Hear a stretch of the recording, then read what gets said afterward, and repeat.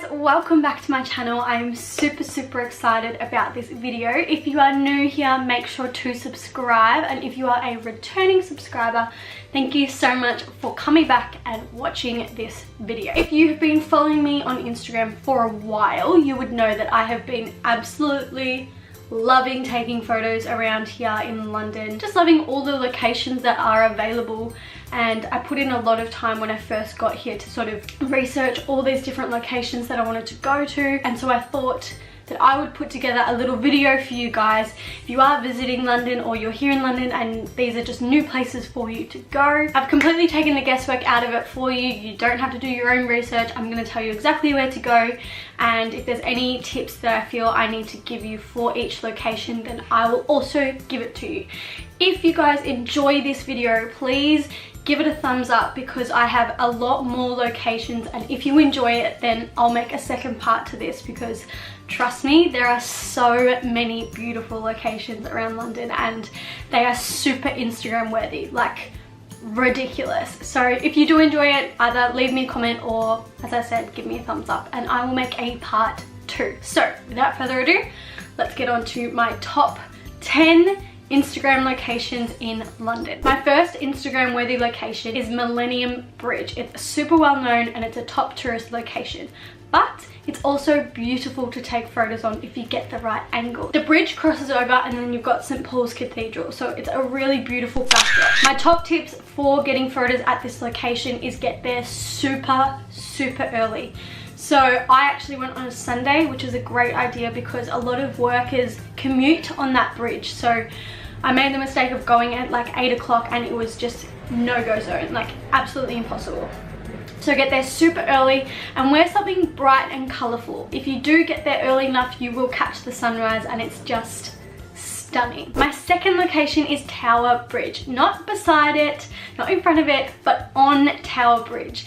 This is such a cool location. It's very unique and some of my favourite photos that I've had taken when I got here early on. It can get busy in terms of traffic and just people walking by. I personally think it looks really cool with the traffic behind, but if you're not wanting people, I would suggest getting there sort of early in the morning to avoid having crowds of people around. Otherwise, feel free to go there sort of whenever. I would suggest wearing something pretty neutral just so that the bridge stands out. My third location is Little Venice, and oh my goodness, it is so beautiful. I wouldn't say it's hidden, but you could easily just walk past it without sort of realizing how gorgeous it is. When I went, it was probably about 10 o'clock. It wasn't that busy. Bear in mind, I have been here in off-peak season. If you are here on peak season, then if you're after a clear shot without people, I would suggest getting there earlier. But if you're happy to have people in the background, feel free to go whenever. It's a really nice location. My advice would be to wear something colourful because you have a lot of boats along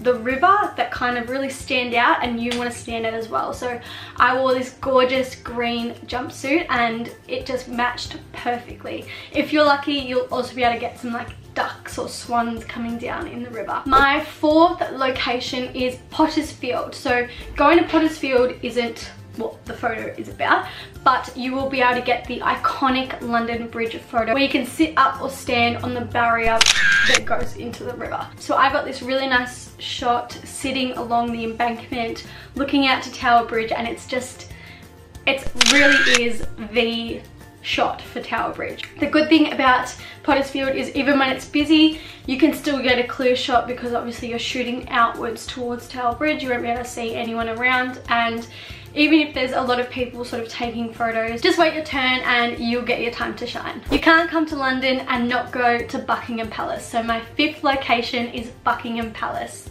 It is stunning. It is absolutely like, I can't describe when you get there. It's just so beautiful. I got there really early in the morning, which is something that you have to do if you are wanting to get a shot that has no crowds in it. Unfortunately, with Buckingham Palace, it doesn't matter what day of the week you are going there, even if you go on a Sunday, you're going to be swamped with crowds. It gets very busy.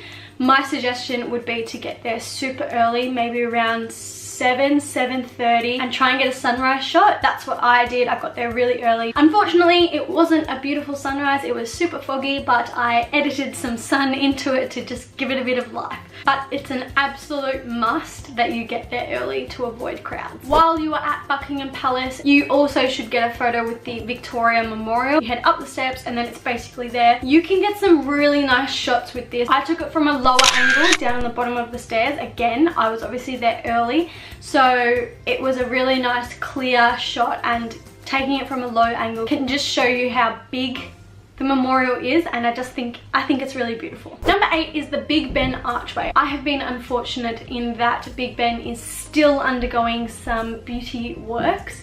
So while the shot is great, it's not perfect, but still, if you are here and you want to get a shot of Big Ben, my suggestion is to head underneath Westminster Bridge. There's a great archway that frames the photo really beautifully, and I just think it's really nice. I walked along the embankment, and you can play around with a lot of different angles as opposed to just awkwardly standing in front of Big Ben. Number 9 is one of my favorites. If you are looking for those classic pastel houses, my suggestion is head straight to Chelsea, and there is a street called Bywater Street. You'll find a lot of those pastel houses, the blues, the purples, the pinks, the yellows. My suggestion is to get there relatively early. I was there again off peak season, so it's not that crazy, but when you are here in summer, and there are a lot of people here that are tourists, that are on holidays, a lot of people will be heading to these places, so get there sort of early, but I wouldn't stress too much because it is a side street. I would also suggest wearing something super cute, pastel, colourful. I wore a pink jumper, and I also had like just white, just to make the houses really stand out. It's such a cool location, and you can pretty much wear whatever you want. Last but certainly not least is Kensington Gardens. This honestly blew my mind. I was like, why are there no parks like this or gardens like this in Melbourne? Like, beautiful. If you're happy to have people in your shot, you can head there whenever you want. It's so lovely. I haven't been there since it's gotten freezing, but when I first got here it was sort of springy autumn weather. You can get some really nice beautiful shots. There's also like a lake that's full of swans and ducks, and it's just a really magical place.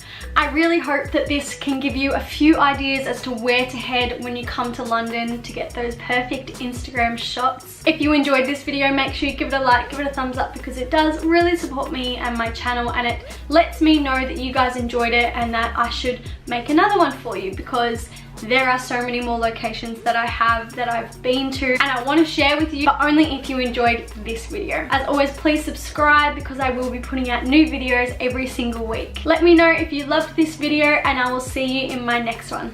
Bye!